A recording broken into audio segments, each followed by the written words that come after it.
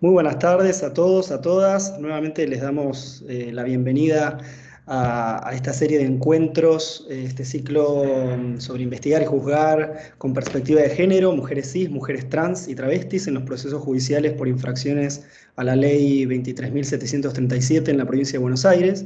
Este ciclo que comenzó la semana pasada y concluye hoy se organizó desde el Instituto de Estudios Judiciales de la Suprema Corte de Justicia, conjuntamente con el Ministerio de Justicia y Derechos Humanos de la provincia de Buenos Aires. Coordinando el panel de hoy nos acompaña Sofía Carabelos, asesora de la Subsecretaría de Política Criminal del Ministerio de Justicia.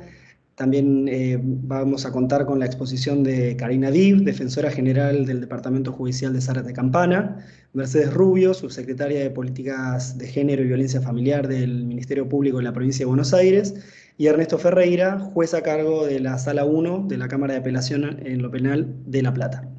Así que bueno, muchas gracias a todos y a todas por conectarse, y desde ya a los expositores que hoy nos acompañan. Sofía, te cedo la palabra.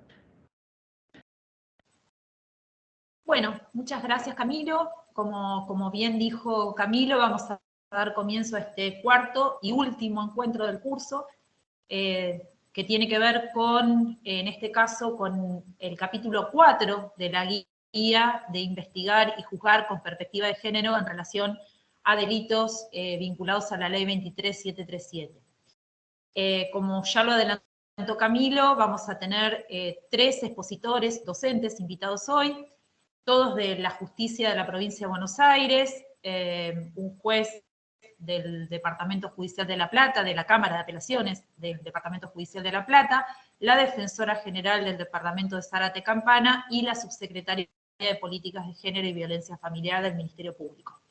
Les decía que vamos a trabajar hoy sobre este capítulo 4, ¿no? Que trata sobre la antijuridicidad y la culpabilidad, el estado de necesidad, obviamente, disculpante y justificante, el mínimo de la escala penal, la determinación de la pena en relación a estos tipos penales, y el juicio abreviado tan presente en el juzgamiento, ¿no? de mujeres cis y trans y travestis por infracción a la ley 23737. El desafío que intentamos desarrollar en la guía, y seguramente hoy también va a ser desarrollado por los expositores, fue tratar de introducir en estos conceptos, en estos elementos de la teoría del delito, estas perspectivas diferenciales, ¿no? Para, en este caso, el juzgamiento.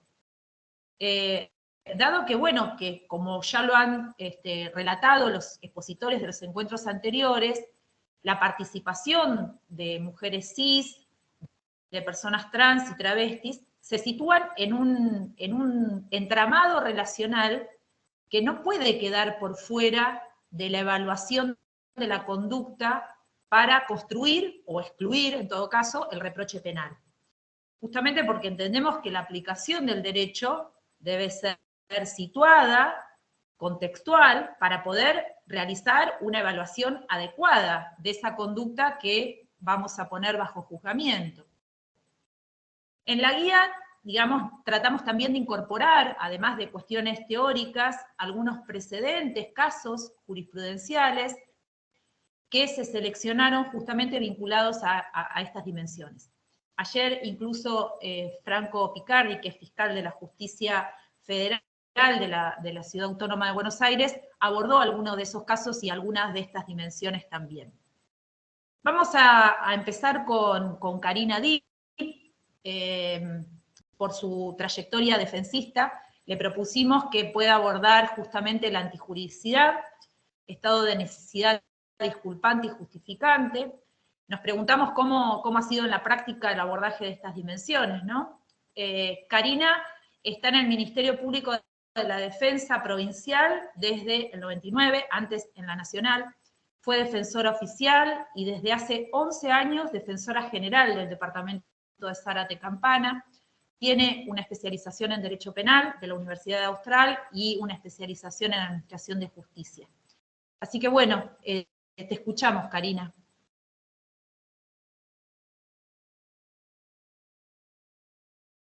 Muy buenas tardes a todos y a todas. Desde ya, gracias por por la invitación, y la verdad que es un placer compartir estas jornadas con los colegas,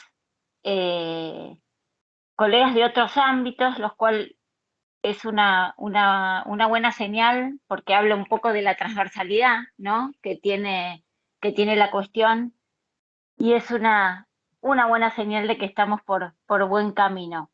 Voy a hacer, o voy a ir un poquito de lo general a lo particular, y tal vez reiterar algunos conceptos que seguramente fueron abordados en las jornadas previas, y algunas referencias que tienen que ver con lo que recién decía Sofía. Cuando hablamos de los delitos en infracción a la ley 23737 y que tienen como autoras a mujeres cis, trans o travestis, en el caso de la provincia de Buenos Aires hablamos de las figuras de tenencia de estupefacientes con fines de comercialización o comercio. En el caso de la jurisdicción federal esto se amplía para las figuras además de transporte o contrabando. Pero lo que hace a la situación de las mujeres es ir un poco al hueso en términos de vulnerabilidad, de desigualdad y de trato discriminatorio, porque además son figuras que suelen involucrar la privación de la libertad de las mujeres, y esto aparece como una circunstancia más de vulnerabilidad que les trae a la que ya viven. En general, el impacto de las mujeres en el delito, la participación de las mujeres en el delito es bastante marginal, pero en el último tiempo hemos visto cómo los valores de detención de mujeres y vinculadas con los delitos de estupefacientes se ha visto incrementado considerablemente, y el impacto es aún mayor si atendemos a la población trans y travesti. La narcocriminalidad es un fenómeno complejo. Todos ya sabemos que es transnacional, que en general funciona como verdaderas empresas con amplias redes de vínculos de personas, que en los niveles más bajos suelen hacerse uso de personas que participan de un alto grado de vulnerabilidad social o socioeconómica. En general cumplen roles fungibles, son fácilmente reemplazables en lo que realizan dentro de la organización, y además tienen la particularidad de ser visibles en cuanto al sistema penal, y por lo tanto fácilmente captables por el sistema de justicia penal. Precisamente en ese nivel es donde se desarrolla la actividad de las mujeres dentro de la organización. En el caso de las mujeres cis, solemos ver situaciones de mujeres que además suelen ser víctimas de violencia doméstica en sus domicilios. Esto se ve mucho cuando ellas son detenidas como cómplices o coautoras del hecho cometido por sus parejas. A veces son víctimas de una red de trata.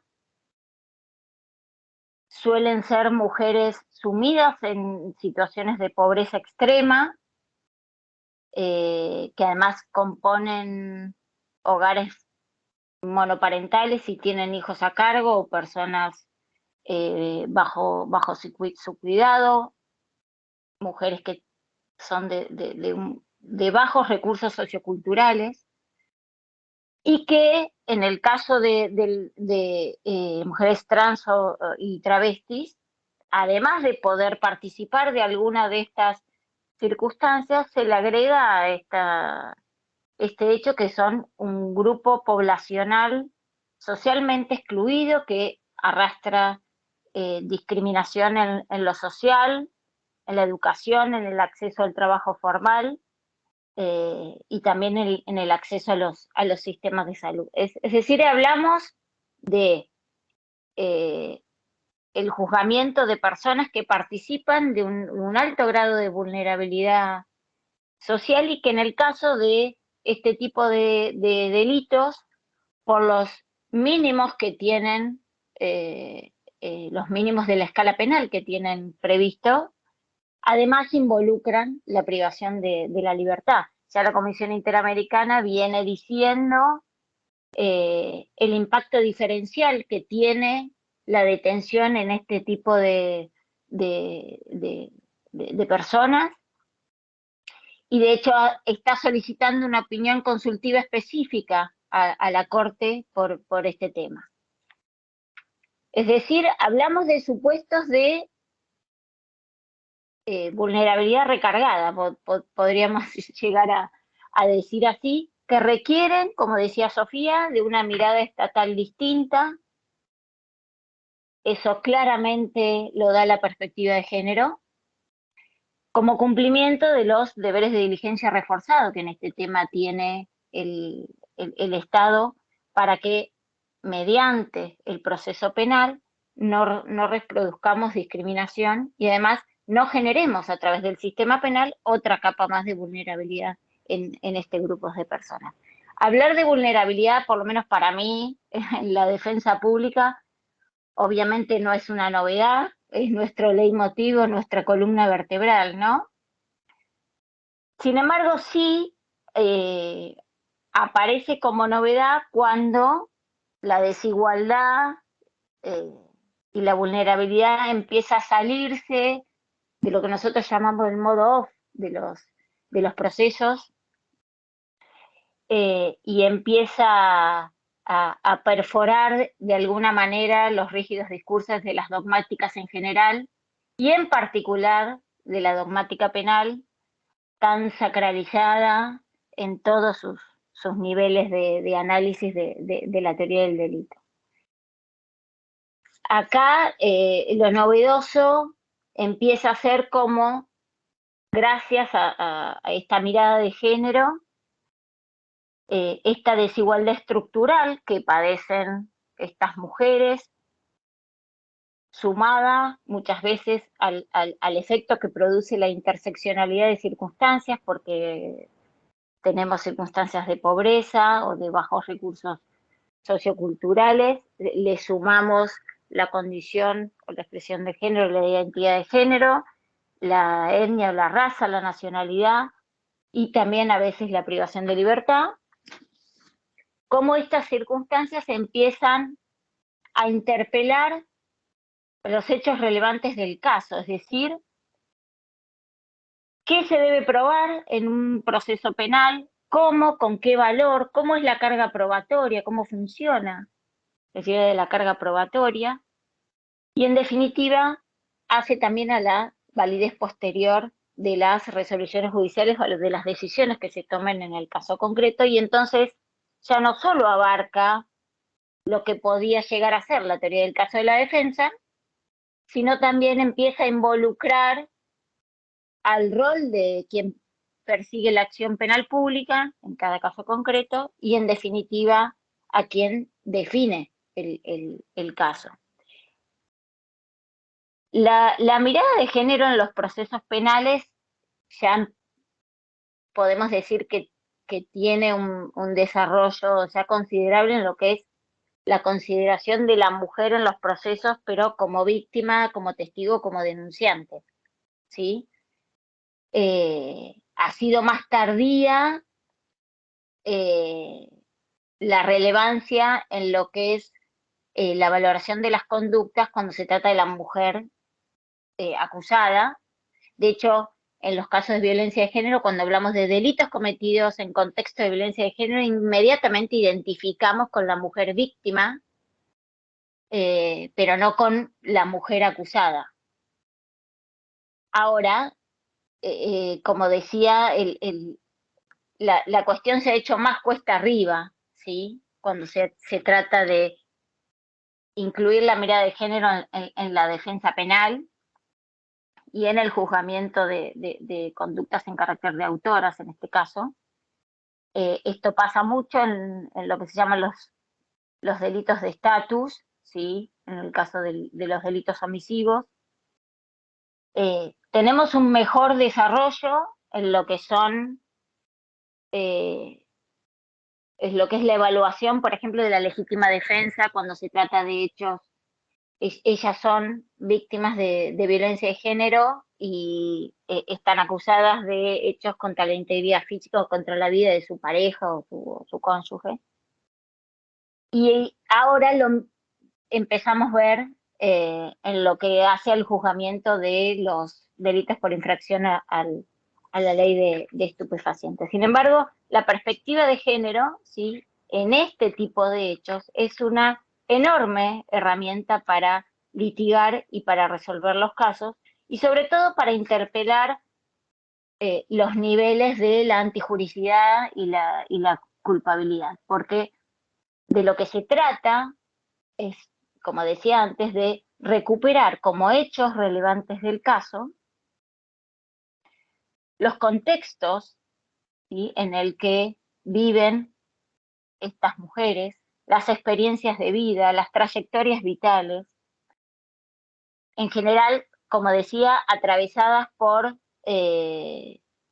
la insatisfacción de necesidades básicas o con serias dificultades para acceder a lo que todos conocemos como derechos económicos, sociales y culturales, para que en función de o desde la realidad de ellas, ¿sí?, se valoren sus conductas, sus motivaciones, ¿sí?, y si efectivamente en cada situación concreta existió esta posibilidad de decidir libremente por los cursos de acción posibles, no ya en función de un modelo construido de persona o de lo humano que en general se construye desde la visión del varón, ¿sí?, sino desde la situación real que viven o que atraviesan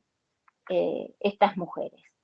Cuando se dan ciertas circunstancias, ahí es donde el estado de necesidad justificante o el estado de necesidad disculpante empiezan a hacer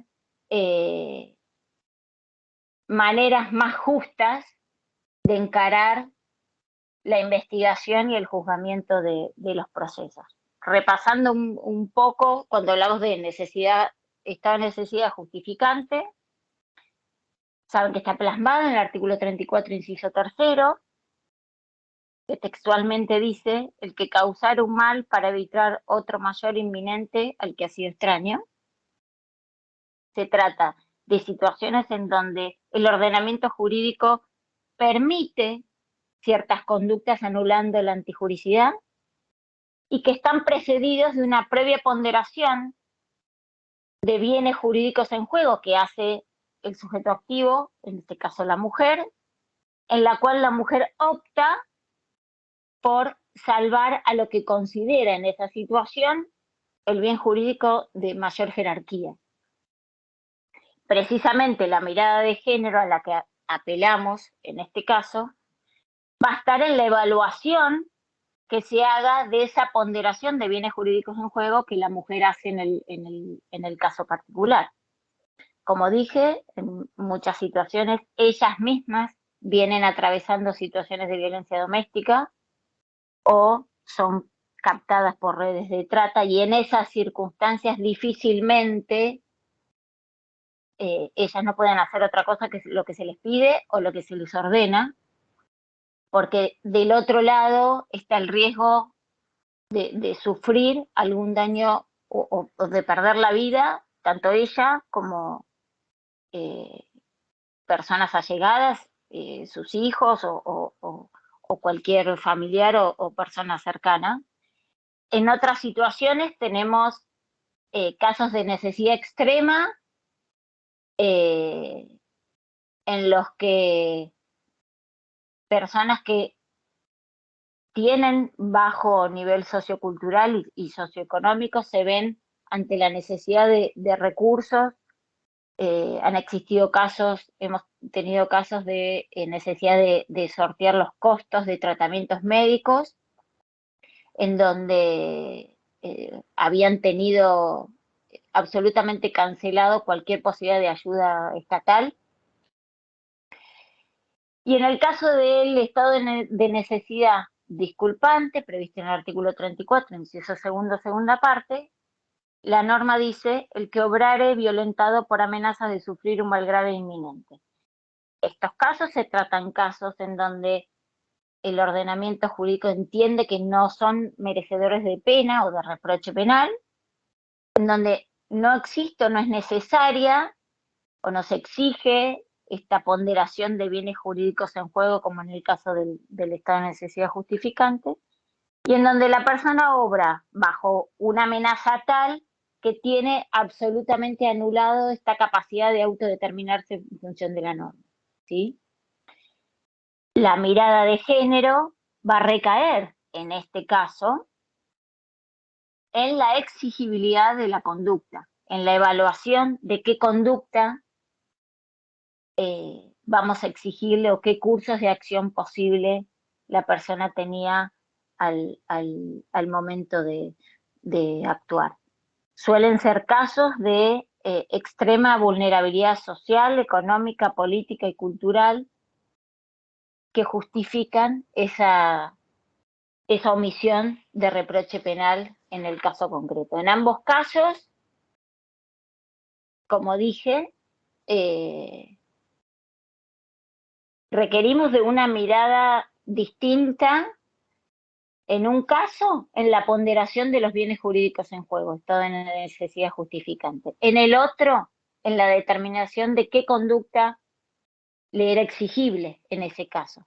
Pero en ambos supuestos, siempre partiendo de las circunstancias del caso concreto, de la experiencia, de la historia de vida de esa mujer,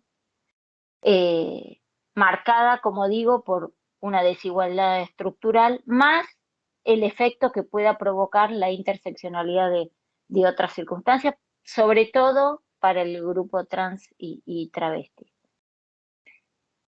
Me parece que la bondad que tiene, o lo positivo que yo le encuentro a la guía que se han creado en el ámbito de la subsecretaría, es instalar la cuestión con la transversalidad que tiene, más allá de los roles procesales,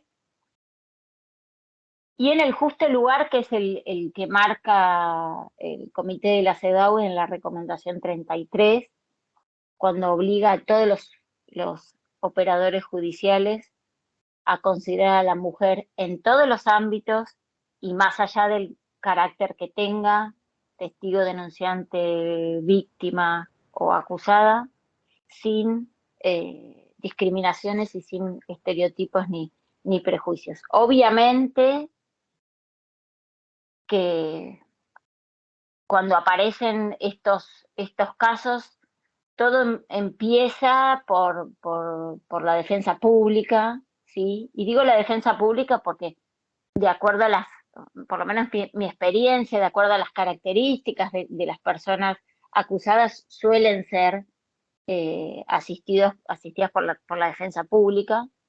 Sin embargo, la perspectiva de género me parece que interpela a todos los operadores, desde ya a quien interviene como defensor desde el estándar de una defensa efectiva y eficaz, ¿sí? De ahí la importancia de la idoneidad del operador. Yo, de hecho, inicié diciendo que me sentía bien, ¿no? Estoy contenta de participar en unas jornadas como estas con otros colegas de otros ámbitos, porque normalmente estos temas los damos en talleres de la defensa. Y hablo de la idoneidad de quien ejerce la asistencia técnica, porque esto es algo que sobre todo somos nosotros quienes tenemos que verlo. Difícilmente la imputada en el ejercicio de su defensa material nos alegue estas circunstancias y nos ayude en la construcción de una teoría del caso por este lado, ¿sí? Esto es algo que nosotros tenemos que traerlo al proceso, pero creo que también interpela al fiscal, a quien ejerce la facultad de perseguir, desde el deber de objetividad que tiene al actuar en el proceso, indagando sobre estas situaciones de vulnerabilidad concreta que puedan llegar a tener estas mujeres como hechos relevantes del caso. Y esto tiene clara conexión con la carga probatoria, ¿sí?, de los hechos, y además con el cómo se prueban estos hechos y con qué valor, porque normalmente cuando estas circunstancias son traídas al proceso desde la defensa ya de por sí tiene un déficit de medios para acreditar estos hechos. Estas circunstancias requieren de mucha interdisciplina y eso es algo de lo que, por lo menos en la defensa pública de la provincia de Buenos Aires, adolecemos absolutamente. Y además siempre se nos hace muy cuesta arriba darle contundencia, ¿sí?, a los elementos de convicción que aporta la defensa, porque siempre contamos con el prejuicio de que los aporta la defensa o que vienen desde el lado de la persona acusada. Entonces, que ciertas cuestiones vengan acreditadas por peritos, ¿sí?, desde el punto de vista del Ministerio Público Fiscal, de los cuales el Ministerio Público Fiscal no puede desconocer, ya empieza a tener otro color y la teoría del caso construida desde la defensa empieza a tener otra contundencia, ¿no? Pero me parece que también interpela a quien ejerce el rol de juzgador, por lo menos desde el punto de vista de su imparcialidad y del deber de fundar adecuadamente su resolución, que es la que va a definir el caso.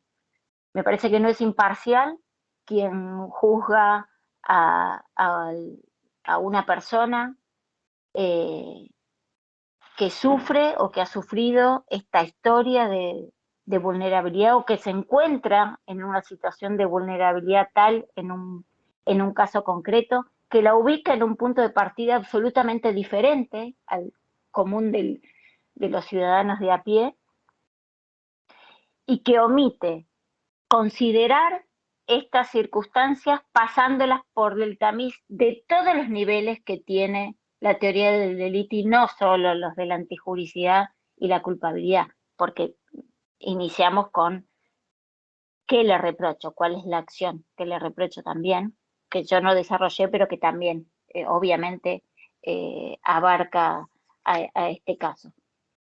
La perspectiva de género no es una moda, no es una ideología, es un mandato constitucional y hace absolutamente a la validez de las resoluciones.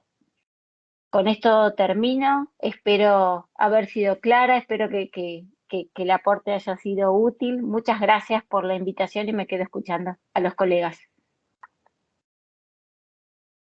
Muchas gracias, Karina. Bueno, tiene dificultades, ¿no?, en el aspecto probatorio, los extremos para justamente poder darle sustento a esta otra forma de mirar la antijuricidad y la culpabilidad. Nuestro próximo disertante también tuvo su trayecto en la defensa, pero ahora ocupa un rol de magistrado. Va a exponer sobre la culpabilidad, sobre el mínimo de la escala penal, y ya pregunto si es posible perforar el mínimo y en qué supuestos, la determinación de la pena y el juicio abreviado.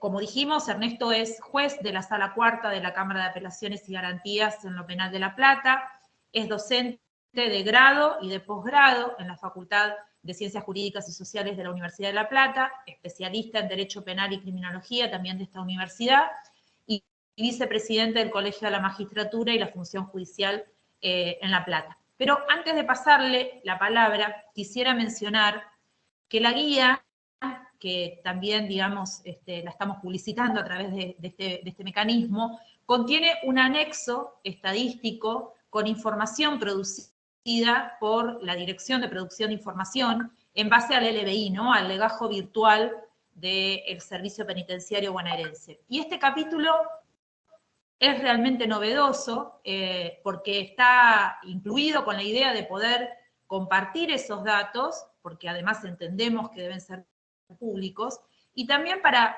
dimensionar y validar la política criminal, entendida esta política criminal como una co-construcción entre el Poder Ejecutivo y el Poder Judicial también, ¿no? Y menciono como dato estadístico de relevancia en este último sentido de cómo se entiende la política criminal, que la población trans al 15 de marzo del 2022, o sea, es que más actualizada que lo que figura en el anexo, es de 116 personas, ¿no? Y 41 de esas personas trans pertenecen al Departamento Judicial de La Plata, el 35%.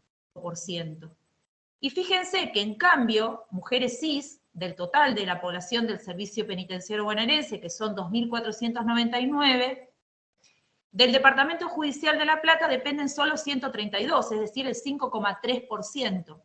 Esto lo menciono como telón de fondo del impacto de también determinadas decisiones de operadores judiciales en la política criminal y las particularidades de este departamento. No para condicionarte en esto, pero bueno, como para poder también alentar a la lectura de la guía y ver que hay información que también puede avalar estrategias en cuanto a la defensa y también en el momento del juzgamiento.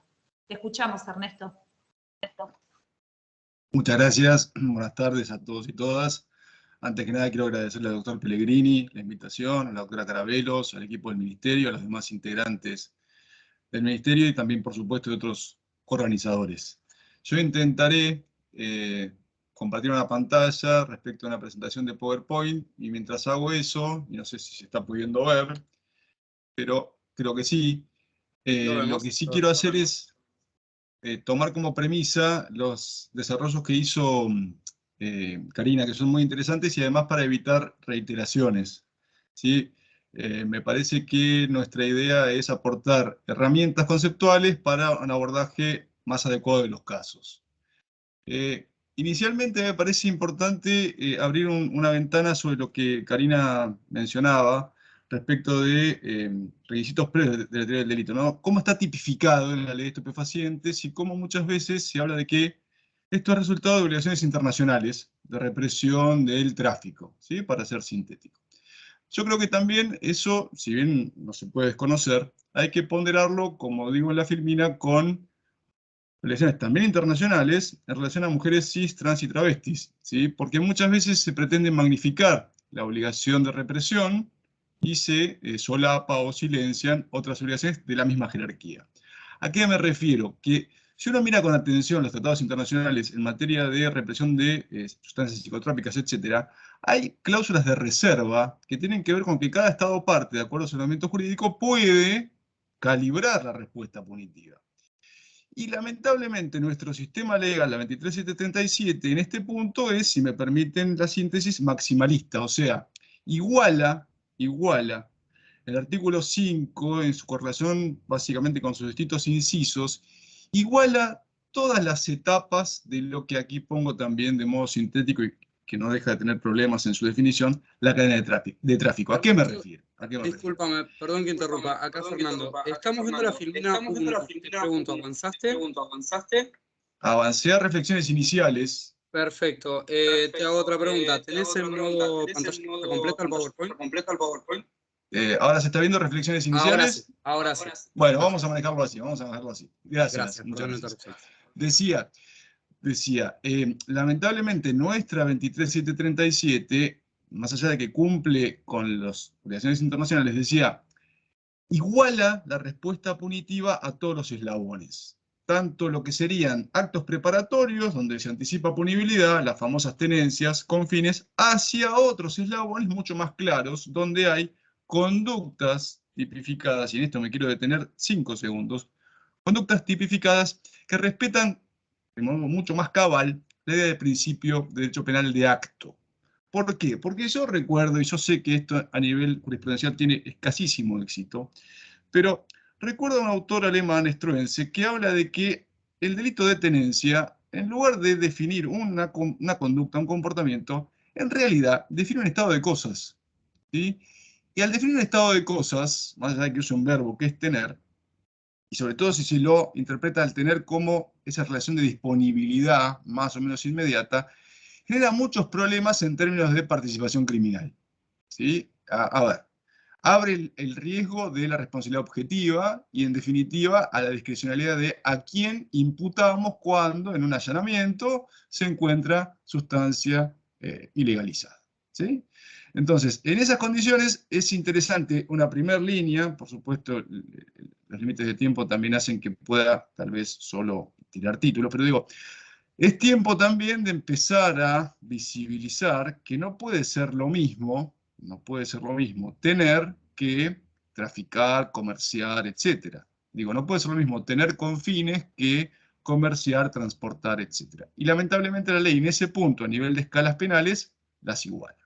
Luego vamos a ver cómo la jurisprudencia toma este error, sobre todo la jurisprudencia del Tribunal Superior de Córdoba, en Loyola, cómo toma este supuesto error del legislador, más que supuesto concreto error del legislador. Avanzo un poquito.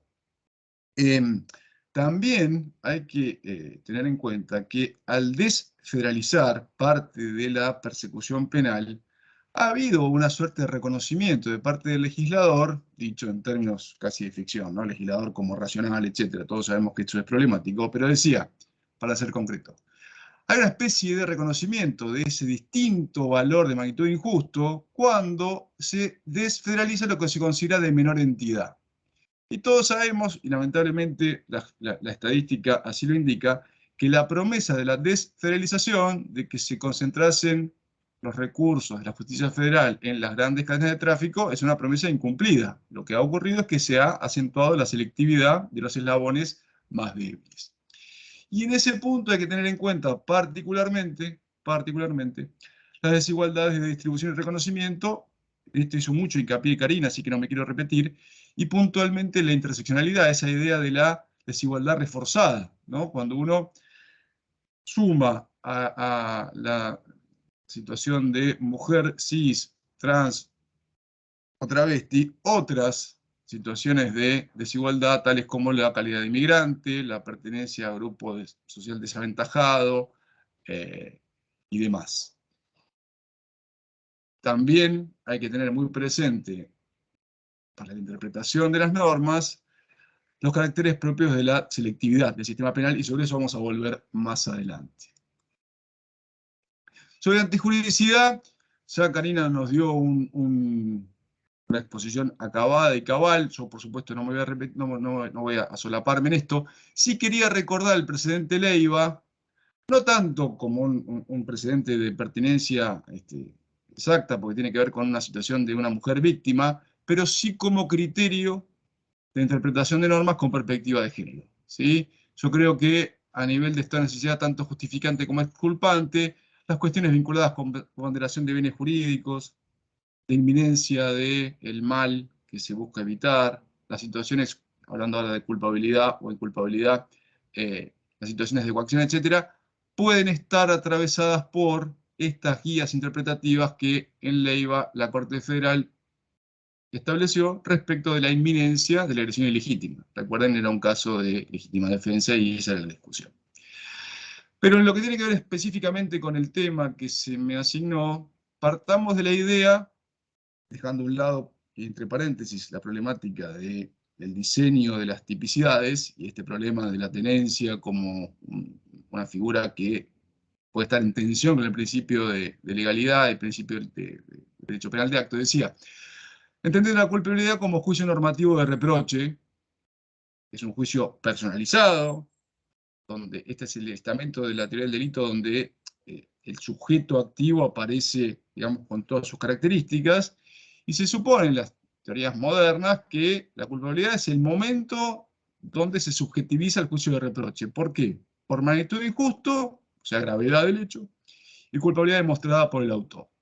Y ese reproche se hace en función de qué manera, de hecho de un modo llano, de qué manera el sujeto empleó su ámbito de autodeterminación, dejando a un lado esa vieja discusión filosófica de determinismo, libre albedrío. Más o menos está aceptado que todos tenemos mayores o menores ámbitos de autodeterminación. Bien, el reproche que se puede habilitar es en base a si utilizamos mal ese ámbito de autodeterminación. Ahora, si atravesamos este concepto con la perspectiva de género en la materia que nos convoca hoy, tanto el ámbito de la justificación como el ámbito de la autodeterminación es un tópico que debe litigarse en cada caso con un abordaje estratégico del litigio. Un poco lo que decía Karina es muy relevante, lo digo por ahí más en mi función anterior que en la actual. Es difícil abordar esta casuística con una estrategia adecuada desde la defensa pública con la escasez de recursos específicos a este tema. No quiero olvidarme de decir algunas cuestiones que me parecen importantes. Esta problemática requeriría no solo pericias psicológicas o psiquiátricas que muchas veces son de rigor.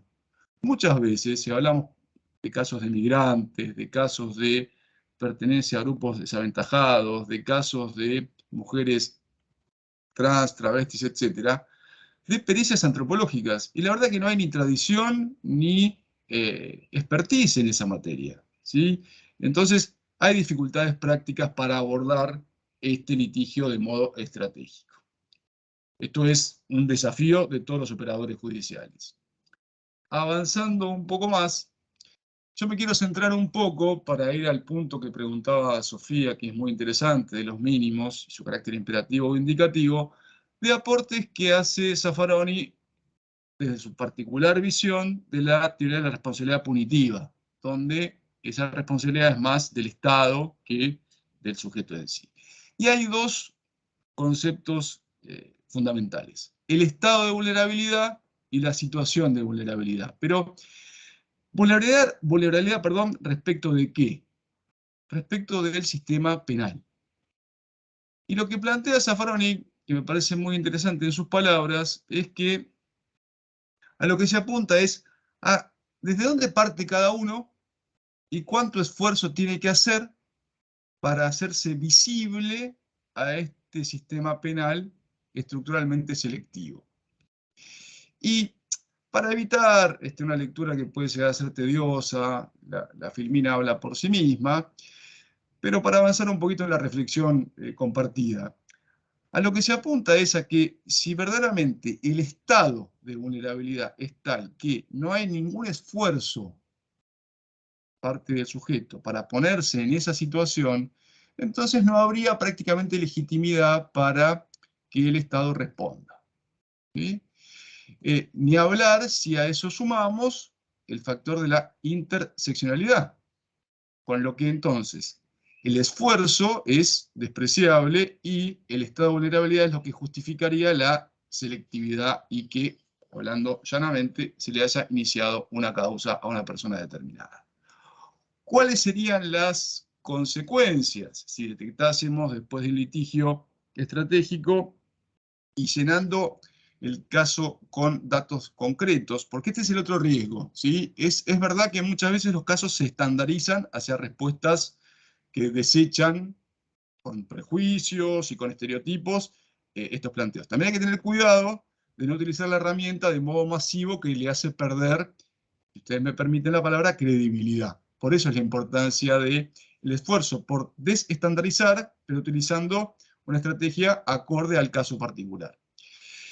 Decía, el caso Loyola, del Superior Tribunal de Córdoba, es interesante porque establece algunos principios vinculados con la proporcionalidad y la igualdad en lo que tiene que ver con la respuesta punitiva. Y en este fallo es donde yo encontré, puede haber otros, la regla de, así lo dicen estos jueces, la clara equivocación del legislador, vinculada con la distinción de la entidad de los delitos como pauta para la desfederalización. Entonces, lo que hace el Superior Tribunal de Córdoba en Loyola es perforar el mínimo de 4 años e impone una pena menor que además deja luego en suspenso.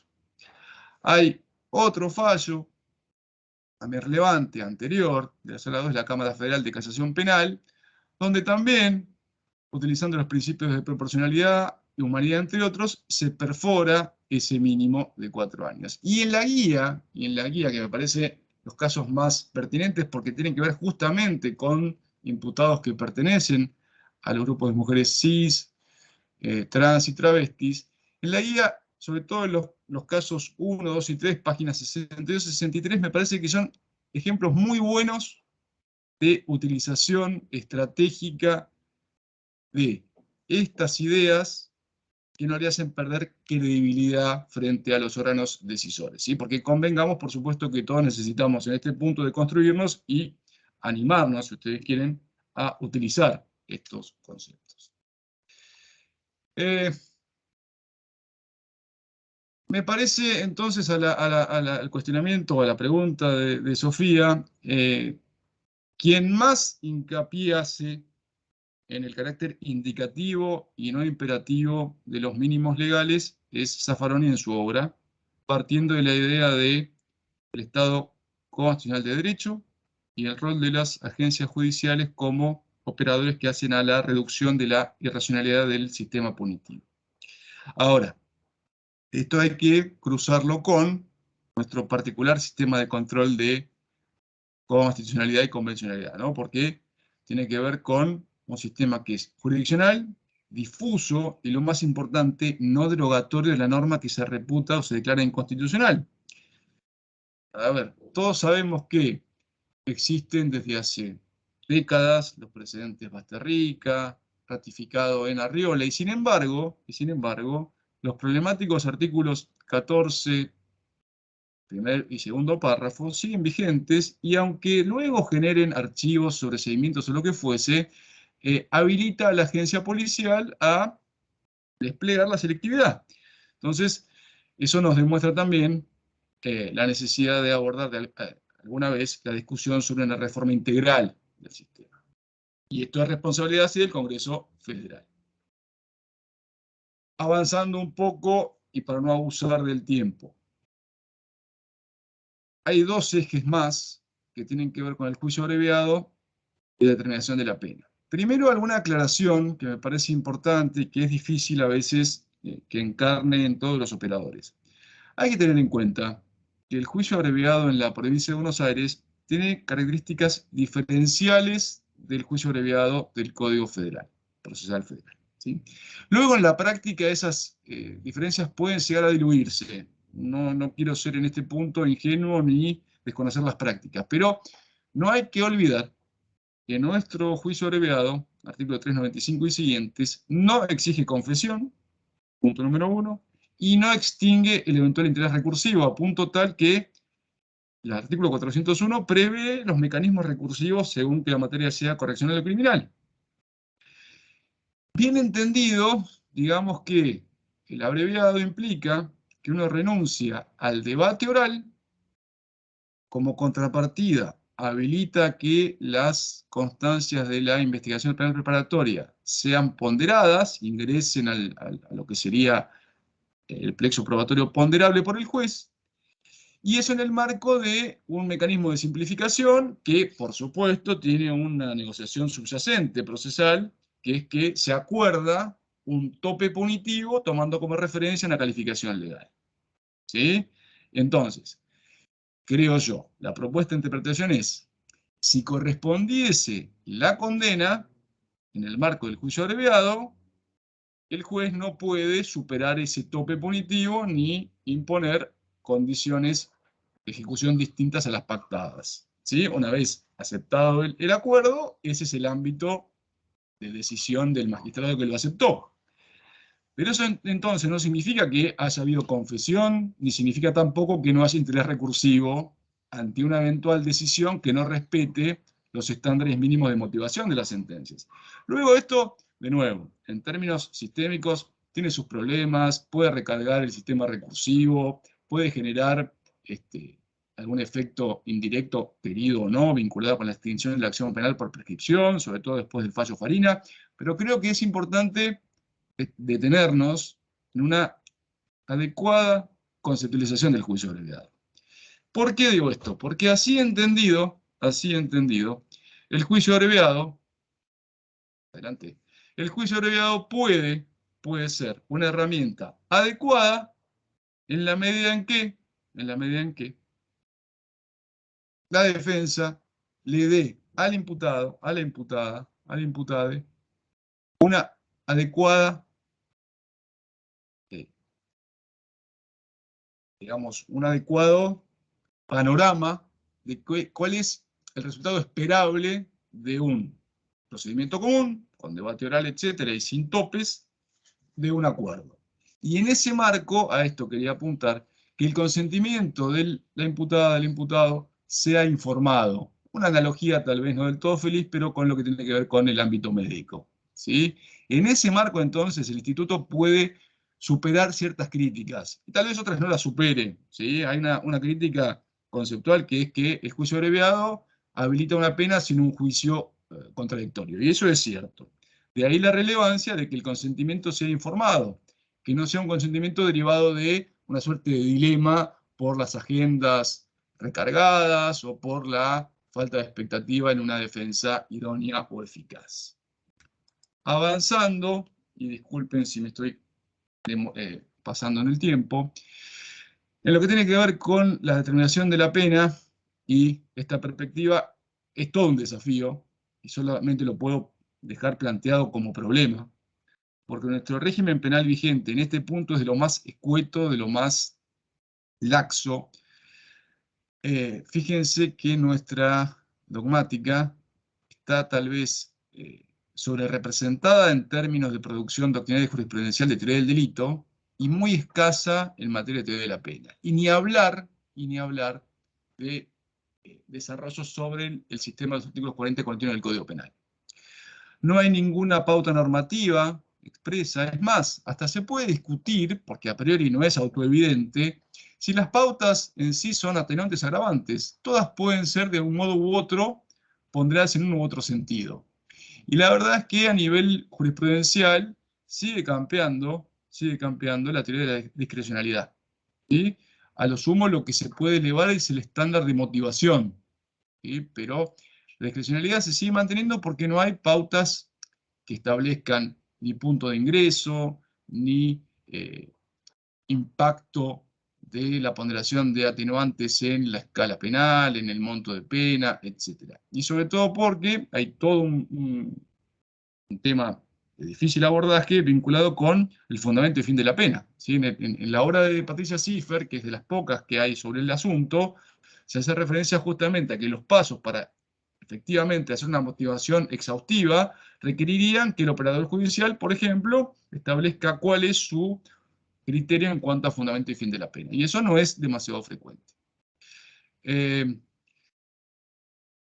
Avanzando, y aquí sí podemos ir terminando, yo creo que como idea y propuesta, la culpabilidad por la vulnerabilidad, en el sentido expuesto por Zaffaroni, es una herramienta conceptual muy útil para juzgar con perspectiva de género.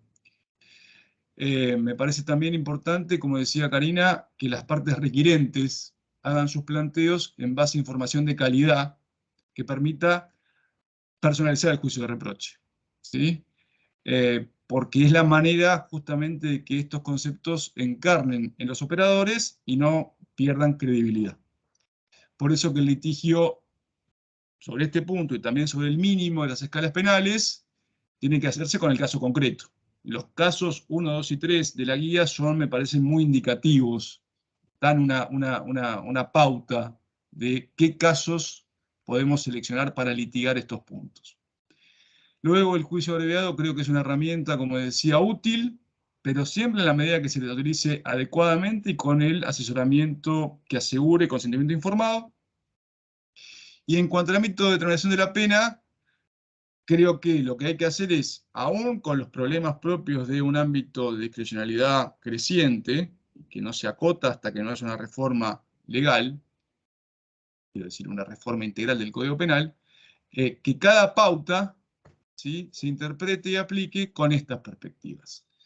En estas condiciones, si les parece, voy cerrando mi locución, les agradezco muchísimo y voy dejando de compartir pantalla. Creo que ya lo hice. Si no, si me ayudan en ese punto, muchas gracias. Y me silencio para que no se acople. Gracias. Perfecto, Ernesto, muchas gracias. Creo que al final de las exposiciones, si nos dan los tiempos, vamos a hacer lugar a algunas preguntas que seguramente las dos intervenciones, tanto la de Karina como la tuya, deben haber generado algún tipo de interrogantes o algún tipo de discusión sobre alguno de los conceptos. Pero bueno, vamos a escuchar antes a Mercedes Rubio. Mercedes Rubio actualmente es subsecretaria de Políticas de Género y Violencia Familiar de la Procuración General de la Provincia de Buenos Aires. Como tal, y dadas las características que tiene nuestro Ministerio Público, ella puede dar cuenta tanto del rol del Ministerio Público Fiscal como de la defensa, ¿no? Y bueno, puede además darnos un panorama, por su ubicación dentro del organigrama de la Procuración General de la provincia, que sabemos que la está recorriendo para poder justamente, tanto con la defensa como con las fiscalías, poder relevar distintos obstáculos con los que se encuentran para justamente poder aplicar en las distintas instancias la perspectiva de género.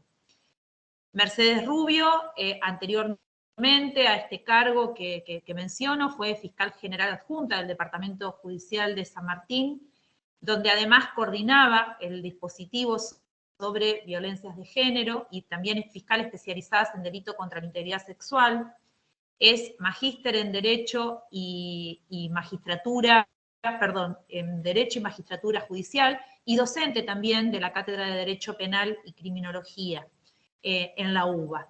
Así que bueno, ha tenido numerosas exposiciones sobre estos temas y ha sido autora y colaboradora de publicaciones, entre ellas, algo que me parece interesante mencionar, los modelos de organización para el abordaje de la violencia de género en el ámbito penal, una experiencia de especialización en la provincia de Buenos Aires y delitos contra la integridad sexual. Así que bueno, Mercedes, te escuchamos. Yo no te estoy viendo, pero seguramente ahora ahí estás. Te doy la palabra. Bueno, muchas gracias, Sofía. También, en primer lugar, quisiera agradecer a las autoridades del Instituto de Estudios Judiciales y de la Corte, y a las autoridades del Ministerio de Justicia, en particular a Lisandro Pellegrini, al doctor Pellegrini, que me convocó personalmente, y a todo el equipo de la Subsecretaría de Política Criminal, con quien venimos trabajando desde hace varios meses, desde que estoy en la gestión en distintas líneas de trabajo, así que bueno, muy contenta de participar de estas jornadas.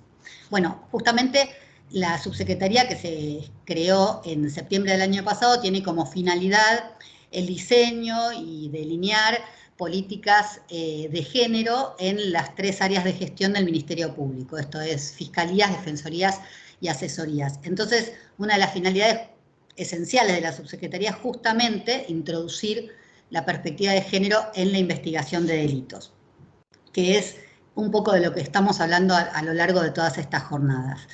El tema que a mí me tocaba abordar es interpretar y juzgar con perspectiva de género, que un poco abarca todos los temas que fueron siendo en precisión tratados por mis colegas, por Karina, por Ernesto y por los colegas de las jornadas anteriores. Entonces a mí se me ocurre que puede ser interesante, y también a modo de síntesis y de cierre, referirme un poco más a las medidas en concreto que esto implica en los procesos penales y a partir del rol de cada uno de los actores del proceso penal. O sea, qué implica lo que venimos trabajando a lo largo de esta capacitación para el fiscal, para la defensa y para los jueces.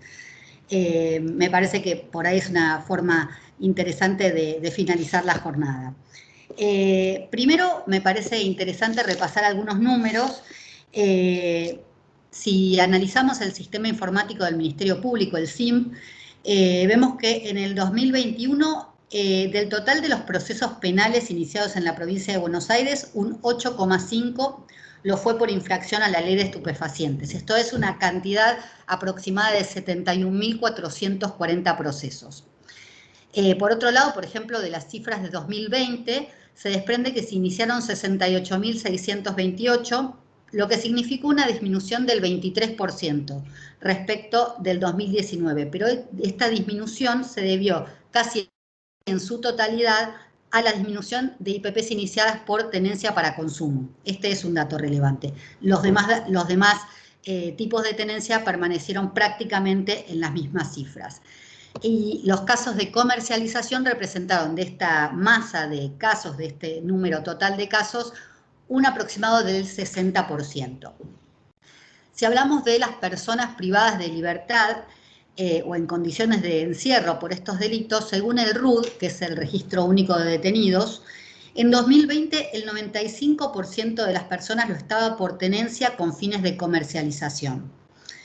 Y de los datos que se desprenden de la guía, que son datos estadísticos a los que recién se refirió Sofía y que son muy interesantes, surge que la población privada de su libertad, por datos del Servicio Penitenciario Bonaerense por infracción a la ley 23737, yo tengo los datos a junio del 2021, de la población total de personas detenidas, el 15% se trataba de mujeres cis, un 1% de mujeres trans travestis y el resto de varones. Pero cuando desglosamos estos datos, es decir, este 15 y este 1%, surgen realmente cifras muy notables que ya fueron por ahí mencionadas en alguna otra intervención. De la población masculina en condiciones de encierro, solo el 11% lo está por infracción a la ley de estupefacientes.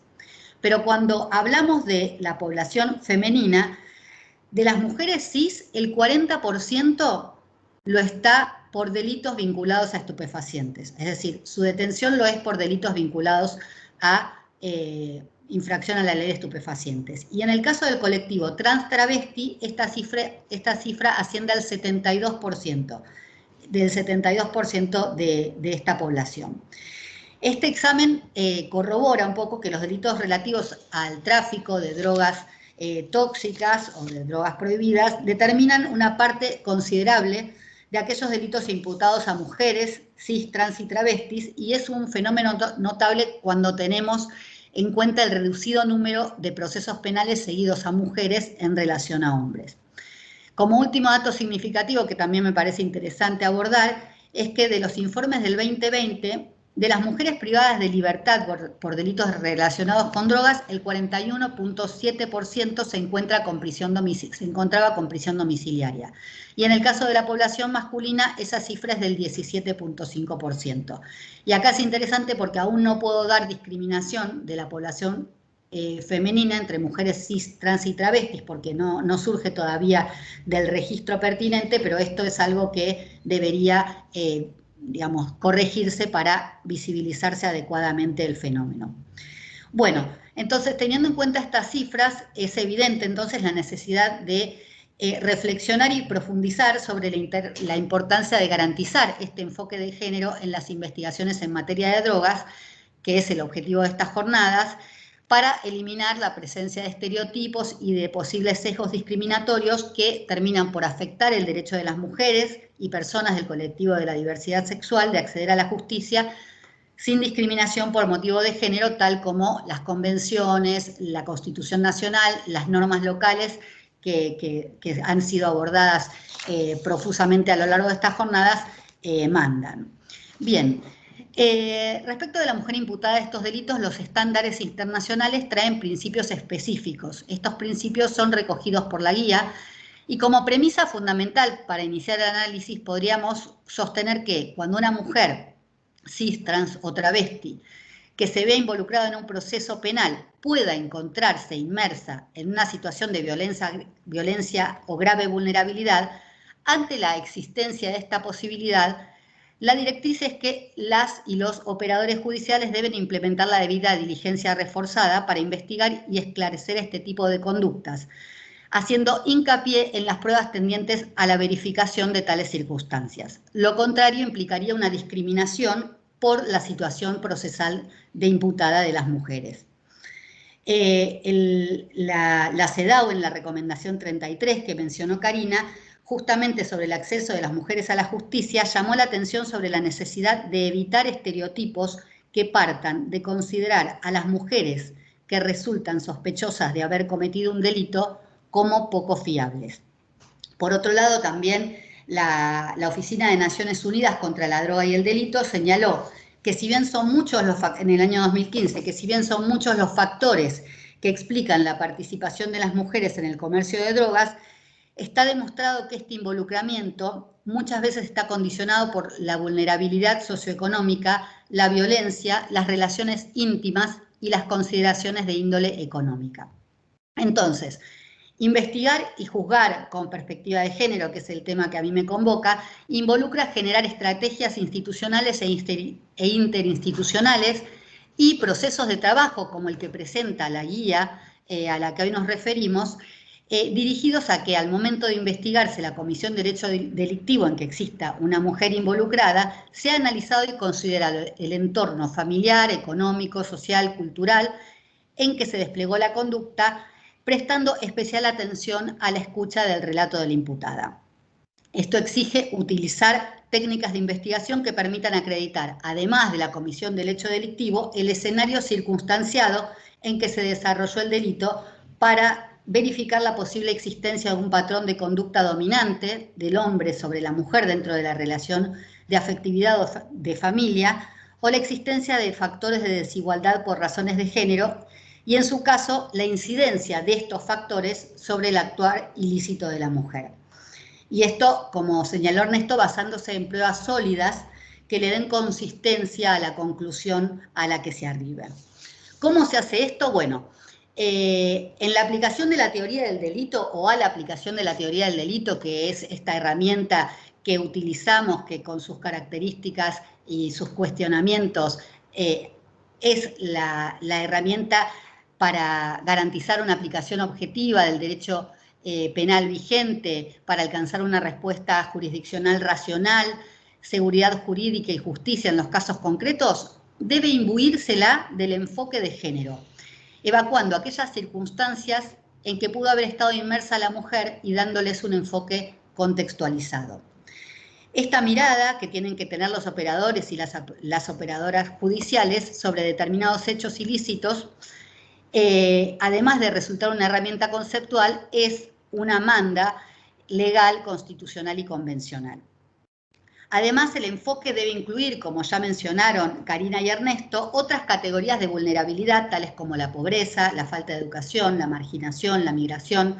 Esto es muy importante tenerlo en cuenta. La edad, el color de la piel, el idioma, la orientación sexual, la religión, la clase socioeconómica, la capacidad, la cultura, el estatus como migrante o como niña, por ejemplo, entre otros, también corresponde sean valoradas, porque justamente la interseccionalidad es la herramienta indispensable para entender y considerar las formas de género que se cruzan con otras identidades y cómo estos cruces entre el género y otras identidades pueden ser determinantes de determinados tipos de desventaja o discriminación. Entonces es una metodología imprescindible en el ámbito jurídico y sobre todo en el ámbito de los derechos humanos. Bien, obviamente esto en modo alguno importa afirmar, por ejemplo, y sobre esto también fue muy claro Ernesto, que el mero hecho de que una mujer cis, trans o travesti se encuentre en un estado de vulnerabilidad o de posible violación de sus derechos le otorgue un permiso normativo para cometer delitos. Esto obviamente no es así y esto claramente importaría una estandarización errónea, equivocada, pero sí es vital internalizar que en ese estado de situación preexistente, en este estado de situación de vulnerabilidad, no puede perderse de vista este elemento de suma relevancia al momento de analizar el caso e interpretar y aplicar la ley a la luz de la perspectiva de género. Bueno, y ahora sí, un poco ya entrando a concretar estas ideas por ahí en cada uno de los roles, todo lo que voy a decir ya fue tratado, pero me parece interesante por ahí, a partir de los roles, el análisis que no puede dejar de suceder. En el caso de los fiscales, entiendo que en los procesos judiciales por infracción a la ley 23737, en que se encuentren mujeres, y cuando hablo de mujeres hablo de las categorías que ya mencionamos, en la categoría de la tipicidad, la perspectiva de género interseccional importa, por ejemplo, que cuando la sustancia se encontrada en el hogar o en las encomiendas que gestione la mujer, se realice un análisis individualizado de la prueba de cargo que la vincula con la realización de los hechos imputados. Es adecuado verificar objetivamente si su actuar concreto, el actuar concreto de la mujer en su domicilio o en el traslado de encomiendas, desde un punto de vista subjetivo, de la prueba de cargo en el tipo objetivo es importante analizar, digamos, su conducta a la luz del tipo objetivo, ¿no? Si su conducta se subsume o no en el tipo objetivo. Y subjetivamente también procurar acreditar si conocía la existencia de la sustancia o si conocía el obrar ilícito en relación a la sustancia que podía haber sido desplegado por otras personas. O si, por el contrario, incurrió en un error de tipo, por ejemplo. Para eso es fundamental tener en cuenta el descaro de la mujer involucrada, sus relaciones interpersonales dentro y fuera del hogar o en el escenario en que se desplegó su conducta y verificar si se corroboran o no cada uno de los extremos que alegue la defensa. Esto es mediante la evacuación de citas. En línea con esto, cuando las mujeres son imputadas junto a sus parejas, cabe profundizar en el grado de participación de cada uno en la real coposesión de las drogas, si es que la hubiere de ambos. Para ello es importante y adecuado que la imputación se realice de forma concreta a la mujer, es decir, se formule de manera precisa ya desde el 308, es decir, qué conducta concreta se le imputa a la mujer y cuál fue efectivamente su rol en el desarrollo de la conducta o su aporte concreto más allá de la mera convivencia familiar, por ejemplo, donde pudo haber sido encontrada la sustancia estupefaciente. En el ámbito de las causas de justificación, esto ya fue tratado, pero lo traigo hablando un poco del rol del fiscal. Por ejemplo, si se introduce la existencia de un contexto coactivo por violencia de género en que la mujer fue víctima, también resulta importante que el fiscal, y adecuado e imprescindible, que el fiscal indague sobre ese vínculo violento con el agresor en profundidad y con la amplitud probatoria que nuestro Código Procesal habilita. Esto es, si la mujer alega ser víctima de violencia de género, corresponde que el fiscal en su evacuación de citas utilice el principio de libertad probatoria, esto es, denuncias anteriores en sede penal, en sede de familia, llamados al 911, testigos, concurrencia a nosocomios, bueno, es una lista que depende del caso en concreto, a fin de constatar si efectivamente este vínculo violento existe y relacionarlo, en definitiva, estos hechos violentos y el impacto de la relación de desigualdad con el accionar típico de la mujer. Asimismo, investigar con perspectiva de género importará en los supuestos de mujeres imputadas en delitos de drogas por situaciones de violencia por parte de sus parejas, que cuando se analice la inminencia del peligro en la relación, se tenga en cuenta el carácter continuo y cíclico de la violencia de género. Esto se traduce muchas veces en la imposibilidad de la mujer de salir de ese círculo vicioso en que puede hallarse inmersa y que tenga miedo a represalias y que muchas veces por esto no denuncie. Esto tiene que, este carácter cíclico y continuo de la violencia de género, que obviamente ya conocemos, debe ser tomado en cuenta cuando se analiza la inminencia del peligro, por ejemplo, en estos casos. En la legítima defensa. En la categoría o en el estado de necesidad, depende del caso. En la categoría de la culpabilidad, como se traduce en la guía y fue desarrollado también en esta capacitación, existe jurisprudencia que pondera las circunstancias particulares de la procesada, ya se refirió a esto Ernesto, no quiero ser reiterativa, y su posibilidad en definitiva de autodeterminación y de motivación en la norma, cuando pueda verse sumamente restringida esta por el contexto. En la guía se destaca que el examen debe incluir el análisis de las circunstancias de modo, tiempo y lugar, y tal ponderación debe registrar los modos específicos, si acaso y textual, en que se desarrolla la inserción y desempeño de las mujeres en estas empresas criminales, para evitar interpretaciones estandarizadas y garantizar el cumplimiento de las obligaciones internacionales en materia de igualdad y no discriminación. Y en este sentido la guía trae jurisprudencia del Tribunal de Casación bonaerense, en el que se afirma justamente la necesidad de interpretar y juzgar los hechos de acuerdo a un tratamiento diferenciado y a la perspectiva de género. Y para finalizar, en punto a la inculpabilidad también, corresponde tener presente y destacar que por mandato legal, el artículo 5 de la ley 26.364, las víctimas de trata de personas no son punibles por la comisión de cualquier delito que sea resultado directo de haber sido objeto de trata. Esto es a modo de ejemplo, ¿no? Claramente, pero digo, cabe al fiscal la verificación de todos estos extremos cuando se desprenda de la situación de la investigación de ese delito de tenencia de estupefacientes, por ejemplo, con fines de comercialización, que la mujer puede encontrarse inmersa en alguna de estas situaciones. Respecto de la defensa técnica, y perdóname Karina, son 2 o 3 cositas nada más las que voy a mencionar, pero me parece también interesante. Yo entiendo que la defensa también debe esforzarse por introducir al proceso el enfoque de género cuando existen elementos para hacerlo. Si se advierten indicadores de desigualdad dentro de la pareja imputada, por ejemplo, en grado de coautoría, es importante que, obviamente, aun cuando la carga probatoria es del fiscal, aporte la defensa argumentos en este sentido si los conociere.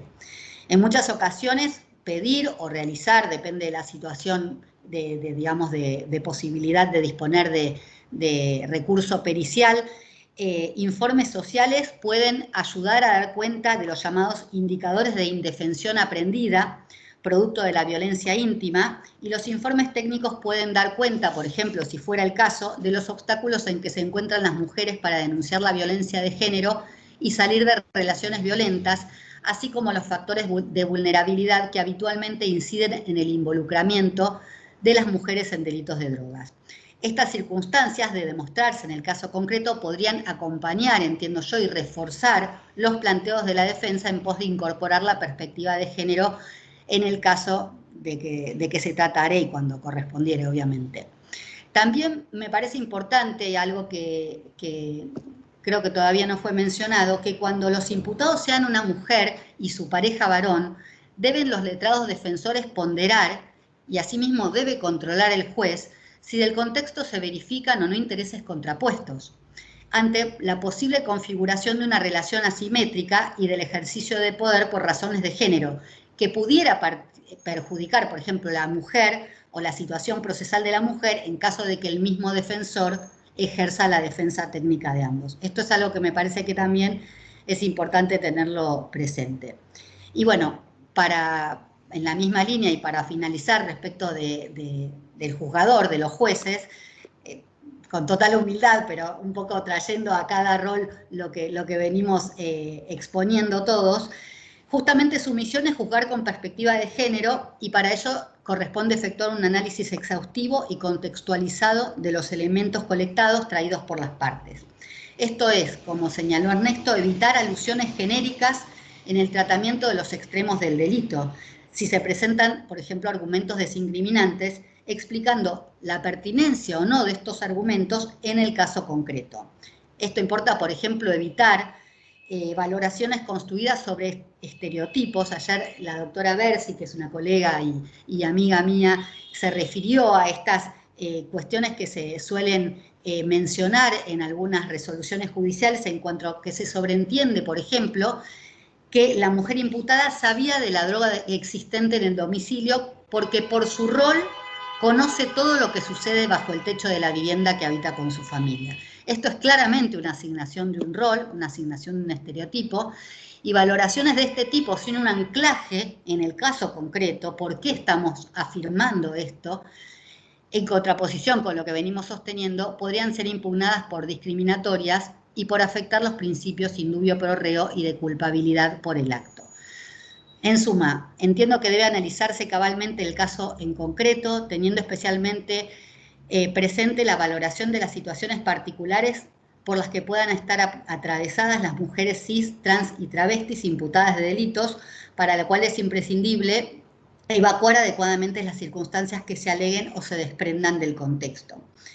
Ello nos cabe, como funcionarios del Poder Judicial, ser rigurosos en la aplicación de las normas destinadas a combatir el narcotráfico y, asimismo, en cada proceso penal en que se encuentren imputadas mujeres cis, trans y travestis implicadas, aplicar la debida perspectiva de género y realizar el análisis contextualizado caso por caso. Estas dos misiones nos caben a los operadores del Poder Judicial. En resumidas cuentas, ya para ir concluyendo, como método jurídico de análisis exige entonces la perspectiva de género, constatar o no la relación, si existe una relación desequilibrada de poder, identificar a la persona que se encuentra en situación de desigualdad por razón de género y valorar el impacto de tales factores en la comisión del delito. También ser profundos en la investigación de si además del género confluyen otras categorías de vulnerabilidad, ya las mencioné antes, no las voy a repetir, y analizar la incidencia de estas otras categorías también en la comisión del hecho típico e interpretar los hechos sin sesgos o estereotipos discriminatorios. Incorporar técnicas especiales de investigación con perspectiva de género que tengan como eje central el abordaje casuístico. Nos permitirá arribar a la solución justa, en el caso concreto, y al mismo tiempo, desde nuestro lugar, crear las condiciones de cambio para avanzar en la construcción de la igualdad de trato en esta materia. Bueno, entiendo que para lograr todo esto que pretendemos y que venimos señalando a lo largo de estas jornadas, ello depende en buena medida de capacitar a las y los operadores judiciales, una adecuada formación, una capacitación permanente y una continua reflexión y profundización en el estudio sobre el significado y aplicación concreta de la perspectiva de género en los procesos judiciales. Y es por esto que yo celebro el trabajo que hizo el equipo de la Subsecretaría de Política Criminal. Es un trabajo riguroso, es un trabajo preciso, un trabajo que nos llama y nos invita a la reflexión, lo mismo que jornadas como estas, a las cuales, como dije antes, para mí siempre es un placer participar. Agradezco nuevamente la convocatoria y lo mismo a los asistentes de la jornada por estar. Y bueno, espero que sigamos trabajando en conjunto, desarrollando líneas y procesos de trabajo junto con los órganos de corte, abocados a la temática, como los del Ministerio de Justicia, Ministerio de Mujeres. Ya con todos estamos trabajando en mucha sintonía. Así que bueno, muchas gracias y buenas tardes. Bueno, la verdad que impecable, Mercedes. Digo como cierre, ¿no? Que retoma lo que fuimos viendo en las distintas exposiciones y también un poco lo que tratamos de traducir en la guía, que no está únicamente dirigida a la defensa pública o a la defensa de personas imputadas, sino también a el Ministerio Público Fiscal y a los magistrados que intervienen, digamos, para poder justamente ponderar el rol que tiene cada uno, cada une en, digamos, la aplicación de esta perspectiva, que siempre termina quedando como únicamente en cabeza de la defensa pública, ¿no? Cuando, digamos, es un rol que deben asumir el resto de los actores o los intervinientes en una investigación. Yo, digamos, Camilo abrió el chat para poder hacer algunas consultas. Por ahora, digamos, veo halagos, que realmente lo fueron, las exposiciones merecen esos halagos. Para quienes no tuvieron la oportunidad de poder escucharlo, pueden ustedes transmitir, y quienes están como invitados hoy también pueden transmitir, que efectivamente esto va a quedar grabado, o sea, está siendo grabado, y a ver, corregime Camilo, si ya está de acceso libre en YouTube, y si no lo está ahora, va a estar próximamente. Me parece que es un material, digamos, de consulta, y también para propiciar que la guía también sirva como material de justificación, vuelvo a insistir, con, digamos, las estrategias que se den los distintos operadores en el momento de abordar un caso. A ver si encuentro alguna pregunta. Bueno.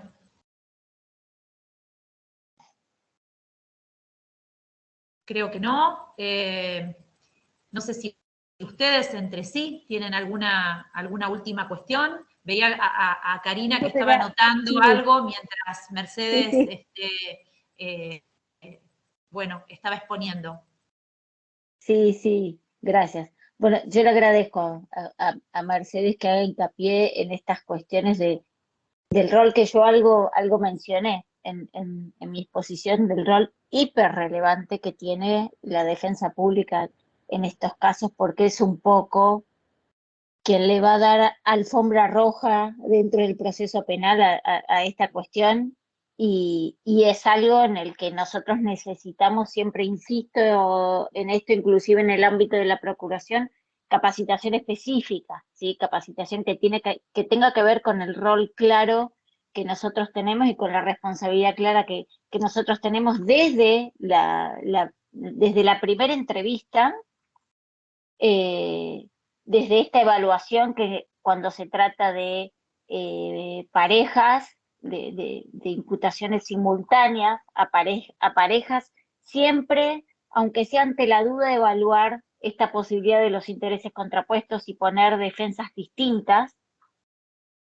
E inclusive es algo que nosotros insistimos mucho en la evaluación de cómo va cambiando en aquellas situaciones en donde hay privación de libertad de la pareja y la detención generó esta separación física, y cómo va cambiando el relato de la mujer con nosotros respecto de esa realidad que venía viendo.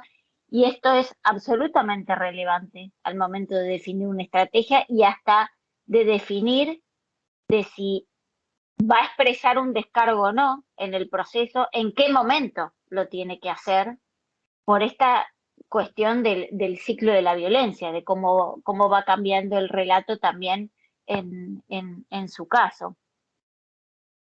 Lo que pasa es que a mí me interesó darle a la exposición este matiz o esta perspectiva que resalta Sofía, de que tenemos que salirnos de este patrón de que es una cuestión de la defensa y que si la defensa no lo dice o no lo plantea, el resto de los operadores no puede decirlo, porque de lo que se trata es de cómo miramos los hechos que juzgamos. Y lo tenemos que hacer desde una visión integral y siempre desde la visión de quien estamos juzgando. Inclusive, imagínense que cuando se trata de casos en donde existen organizaciones criminales fuertemente formadas, ¿sí?, que cuentan con asistencia legal propia, no son casos en donde intervenga la defensa pública, me refiero. Y entonces ahí yo siempre me pregunto, cuando empieza a intervenir la defensa particular, pensemos que hasta, o sea, ni siquiera están abarcados por la capacitación de la ley Micaela. Entonces, es un tema siempre, y que nosotros lo vemos, porque en algún momento en estos casos, y sobre todo cuando hay detención mediante de la mujer es absolutamente abandonada cuando es detenida. ¿Sí? A la mujer, de hecho, la visita a su mamá, su hermana, su hija, pero esto es absolutamente notorio cuando uno ve la visita del familiar del varón, que es visitado por su mamá, su hermana y su hija, su esposa, ¿sí? Entonces,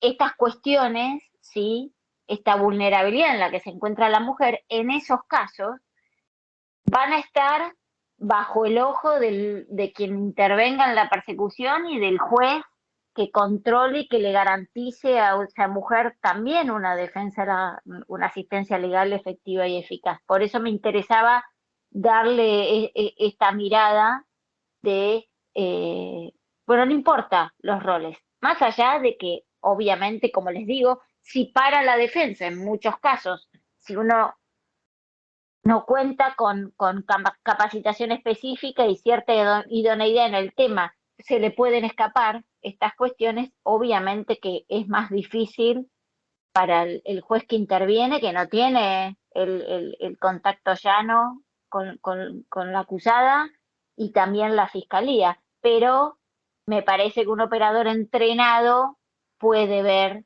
y sabe cómo meter estas cosas en el proceso. Eso quería decir. Ernesto, vos levantaste la mano también, ¿no? Sí, si me permiten, me parece muy interesante lo que acaba de decir Karina, porque abre una problemática que tiene que ver con dos temas. Me parece el primero que se vincula con el problema estructural de la figura de tenencia. ¿Sí? Porque muchas veces las plataformas fácticas de fáctica no tienen nada, es la transcripción del acta de procedimiento. Entonces, caemos en un círculo vicioso. Tiene porque tiene. ¿Sí? Entonces, ahí la tarea de subsunción prácticamente no se hace, y eso repercute en todo lo que es la atribución como autor, coautor, partícipe. Eso por un lado. Y por otro, sí quiero profundizar. Es muy interesante lo que plantea Karina de organizaciones criminales que, como se dijo, pueden tener elementos fungibles en la mujer cis, trans o travesti, ¿sí? Y que precisamente la idea de una defensa única sirva para sacrificar el eslabón débil.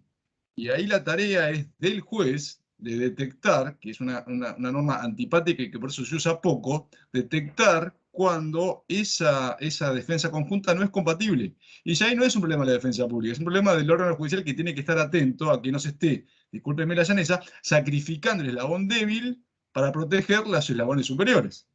Ese es un problema de los jueces, no es un problema de la defensa pública, ni siquiera de la fiscalía. Esa es una tarea nuestra, donde se detecte eso, que además el gran inconveniente, y con esto cierro, no quiero monopolizar la palabra, que muchas veces, como se dijo, el interés contrapuesto puede detectarse de modo sobreviniente. Y eso en términos prácticos es complejo, ¿no? Porque la causa avanzó, tuvimos una estrategia común, no había nada, y de repente la mujer empieza a contactarnos y decirnos, hablo de cuando era defensor, nos empieza a decir, no, bueno, lo que te dije no es tan así, en realidad lo que ocurría era que, y ahí hay que inmediatamente ponerlo en manifiesto, sea con defensa particular o no, y dividir las defensas, porque si no ahí el eslabón débil se queda sin defensa eficaz. Gracias. Bien, súper interesante esta cuestión. Les cuento, no específicamente con este punto, pero sí con algo que mencionó anteriormente Karina, que la guía también cuenta con un capítulo 5 de articulación interagencial, que justamente tiene que ver con los ámbitos de intervención del Ministerio de Mujeres de la provincia de Buenos Aires, en este caso, también de un órgano del Ministerio de Justicia, el Patronato de Liberados, y con la Dirección Nacional de Migraciones, que, digamos, también nos faltó mencionar algunas estadísticas respecto de la nacionalidad de las personas detenidas, que es realmente significativo, y cómo en la interseccionalidad que mencionaba Mercedes, bueno, juega un papel central en las cuestiones migratorias, ¿no? La condición migratoria. Así que bueno, quería mencionar esto para que lo tengan en cuenta y también se pueda difundir entre operadores este último capítulo que aparece en la guía también.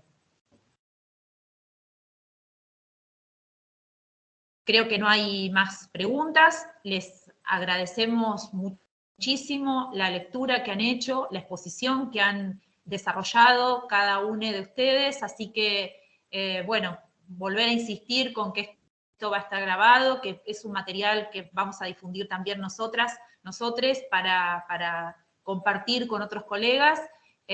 Nos queda pendiente una capacitación de este estilo al Colegio de Abogados, como para poder también tener esas herramientas a disposición también, como decía Karina, ¿no? Y no únicamente en determinados casos.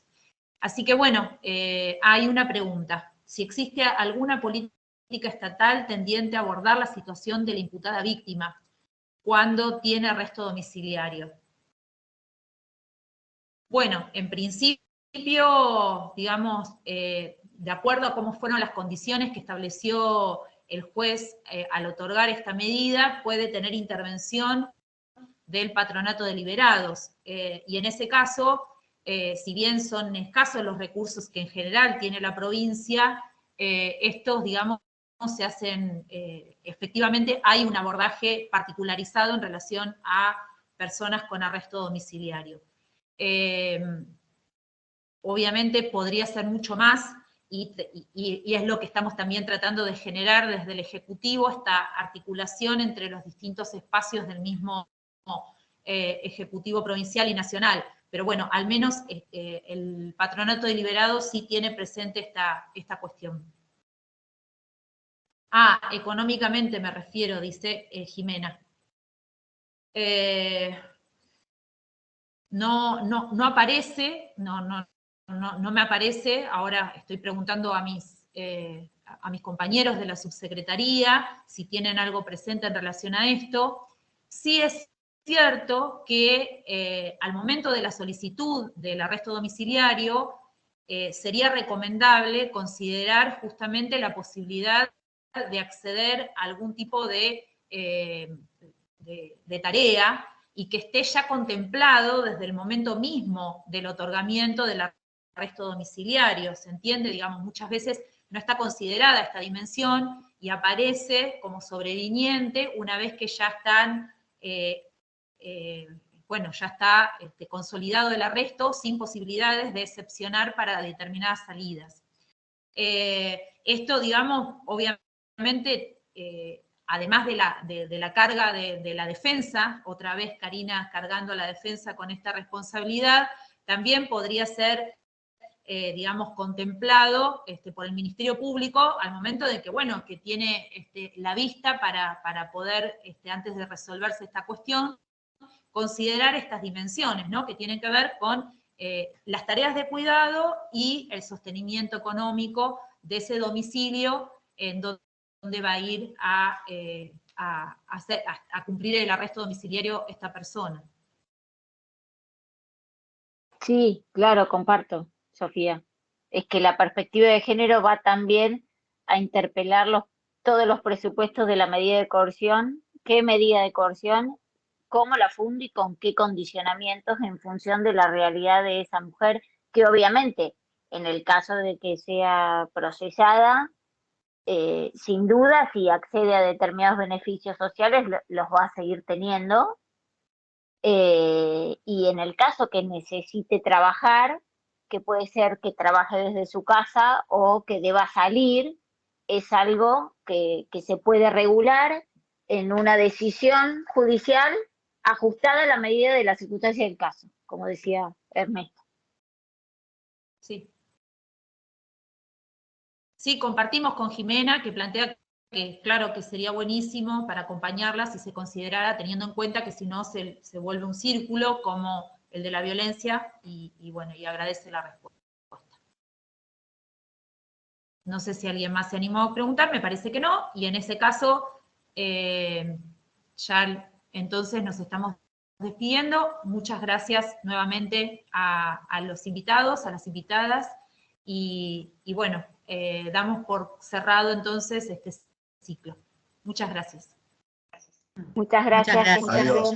Buenas tardes, muchas gracias a todos y Hasta todas. luego. Adiós. Chao. Adiós.